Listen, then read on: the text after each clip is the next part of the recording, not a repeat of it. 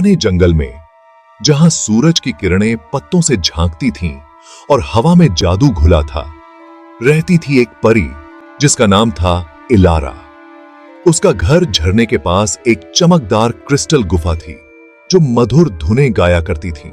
गुफा की दीवारें जड़ाऊ रत्नों से जगमगाती थीं और ऐसे नाजुक फूल जो इंसानों की दुनिया में नहीं मिलते चटकीले रंगों में खिलते थे।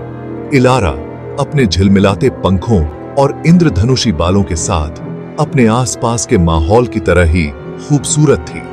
वह अपना दिन जंगल में उड़ते हुए बिताती थी, जादुई जीवों और पौधों की देखभाल करती थी जो उसकी देखरेख में पनपते थे। इलारा के दिन अद्भुत थे, लेकिन उसके दिल में एक जिज्ञासा हमेशा रहती थी। उसने हवा में फुसफुसाते हुए किस्से सुने थे, जंगल के किनारे से परे एक दुनिया के बारे में, एक ऐसी दुनिया जिसमें इंसान नाम के जीव रहते थे जो अजीब घरों में रहते थे और एक अलग तरह का जादू रखते थे। परी लोक के बुजुर्गों ने इंसानों की दुनिया के बहुत करीब जाने के खिलाफ चेतावनी दी थी, इसके खतरों और अनिश्चितताओं के बारे में बताया था। हालांकि उनके शब्दों ने इलारा की इस अजीब और आकर्षक दुनिया को खुद देखने की इच्छा को और बढ़ा दिया। वह चहल पहल वाले शहरों और विशाल महासागरों के सपने देखती थी, उन इंसानी भावनाओं के बारे में जिन्हें उसने केवल धीमी आवाज में वर्णित सुना था। जंगल अपनी सुंदरता के बावजूद इलारा की साहसिक भावना के लिए तेजी से सीमित महसूस हो रहा था। वह पेड़ों की सुरक्षात्मक छतरी से करने के लिए तरस रही थी, उन इंसानों के जीवन और सपनों को समझने के लिए जो उसके विचारों पर कब्जा कर रहे थे। उसने जो कहानियां सुनी थीं, उनमें लुभावनी सुंदरता और भयानक अंधेरे दोनों के चित्र थे, जिससे उसकी खोज करने की इच्छा और बढ़ गई। एक दिन, अब और अनजान की ओर खिंचाव का विरोध करने में असमर्थ, इलारा ने जादुई जंगल के किनारे के करीब जाने का फैसला किया, जितना पहले कभी नहीं गया था। वह जानती थी कि यह एक जोखिम भरा फैसला था, बड़ों की चेतावनियों को नजरअंदाज करना, लेकिन ज्ञान और अनुभव की उसकी प्यास उसके डर पर भारी पड़ गई। एक गहरी सांस और अपने इंद्रधनुषी पंखों के फड़फड़ाने के साथ इलारा अपनी दुनिया के किनारे की ओर चल पड़ी। जो भी हो, उसका इंतजार कर रहे रोमांच को अपनाने के लिए तैयार थी।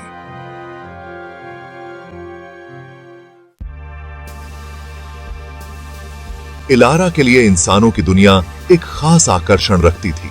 उसने उनकी जटिल भावनाओं, महान प्रेम और भयानक क्रूरता दोनों की उनकी क्षमता के किस्से सुने थे।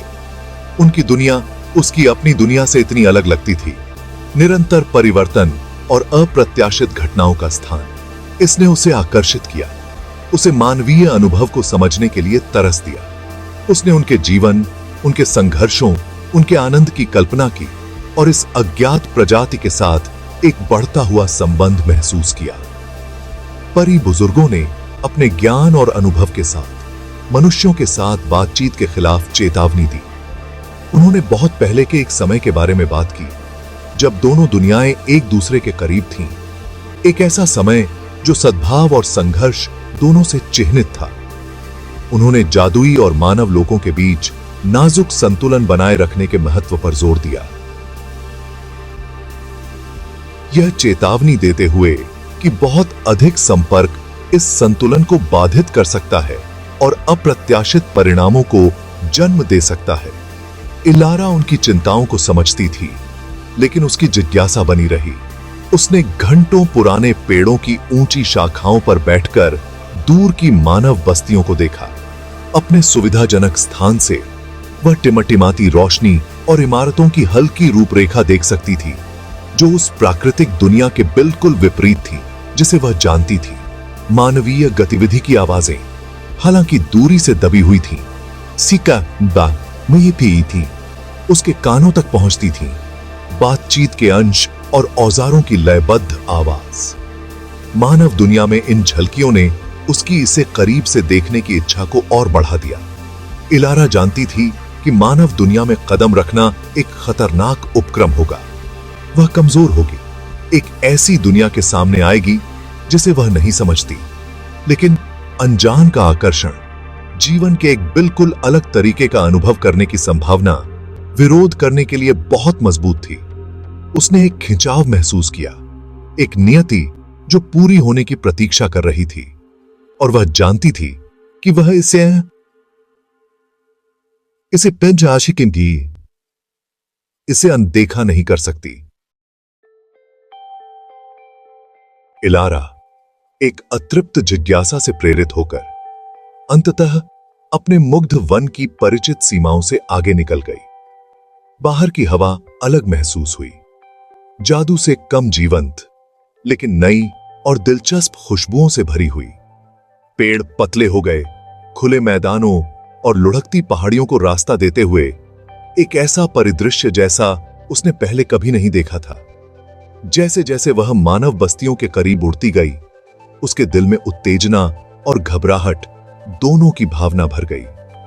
उसने एक युवक को एक बड़बड़ाती नाले के किनारे बैठे देखा। उसके घुटनों पर एक कैनवास टिका हुआ था। वह अपने काम में मग्न था।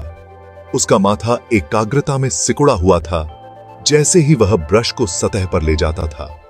इलारा उसकी केंद्रित ऊर्जा से मोहित होकर सावधानी से नीचे उतरी, पास की एक शाखा पर धीरे से उतर गई।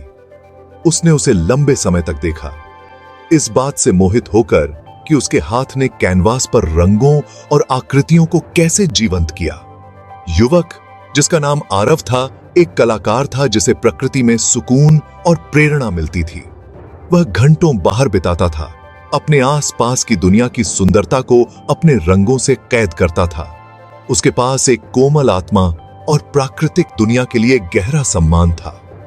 ऐसे गुण जो तुरंत इलारा को उसकी ओर आकर्षित करते थे।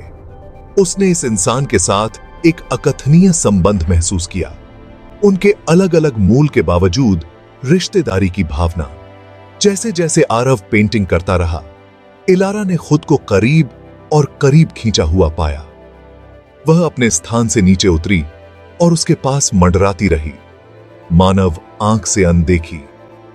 उसने देखा कि कैसे वह रंगों को मिलाता है, उसके ब्रश के नाजुक स्ट्रोक, जिस तरह से उसकी आंखें चमक उठती थीं जब वह एक विशेष रूप से सुंदर विवरण को पकड़ता था। उसने विस्मय और आश्चर्य की भावना महसूस की, इस इंसान की रचनात्मक प्रक्रिया को देखकर, जो उसके अपने जादू से अलग था लेकिन कम मोहक नहीं था। भाग 4, कलाकार का स्पर्श। आरव की कला उसकी आत्मा का प्रतिबिंब थी, प्रकृति के साथ उसके गहरे संबंध का प्रमाण। उसने एक ऐसे जुनून के साथ पेंटिंग की जो इलारा के साथ प्रतिध्वनित हुई। उसके ब्रश स्ट्रोक उसके आसपास की दुनिया के सार को पकड़ते थे।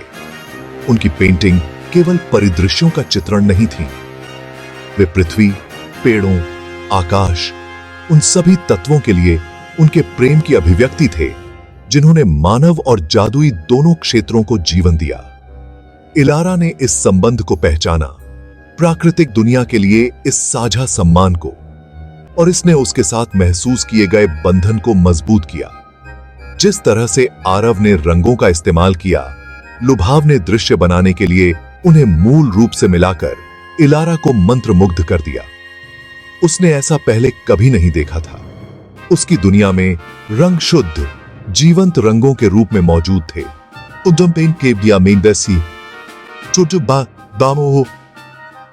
जो जादुई वनस्पतियों और जीवों से निकलते थे, लेकिन आरव की कला ने उसे रंग का अनुभव करने का एक अलग तरीका दिखाया। नए और रोमांचक दृश्य अनुभव बनाने के लिए उन्हें हेरफेर करने और संयोजित करने का एक तरीका।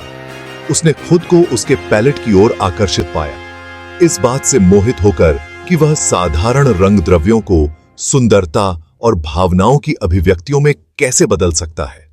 जैसे ही इलारा ने आरव के काम को देखा, उसने दुनिया को उसकी नजरों से देखना शुरू कर दिया। उसने प्रकाश और छाया की सूक्ष्म बारीकियों, पत्तियों और शाखाओं के जटिल पैटर्न, घास के माध्यम से हवा के नृत्य के तरीके पर ध्यान दिया। उसने हमेशा अपनी दुनिया की सुंदरता की सराहना की थी, लेकिन आरव की कला ने उसकी आंखों को प्रशंसा के एक नए स्तर पर खोल दिया। सभी जीवित चीजों की परस्पर जुड़ाव की गहरी समझ। उसने महसूस किया कि सुंदरता जादुई और मानव दोनों क्षेत्रों में मौजूद है, अलग अलग तरीकों से व्यक्त की जाती है, फिर भी समान रूप से मनोरम है। आरव की कला केवल भौतिक दुनिया को पकड़ने के बारे में नहीं थी, यह भावनाओं को व्यक्त करने, रंग और रूप के माध्यम से कहानियां कहने के बारे में था। इलारा ने हर ब्रश स्ट्रोक में उसके आनंद, उसके दुहक, उसकी आशाओं और सपनों की झलक देखी। उसने भाषा से परे कला की शक्ति को पहचाना, शब्दों की तुलना में गहरे स्तर पर संवाद करने के लिए। इस एहसास ने उसके भीतर एक नई समझ जगाई, रचनात्मकता और भावनात्मक अभिव्यक्ति के लिए मानवीय क्षमता के लिए गहरी प्रशंसा।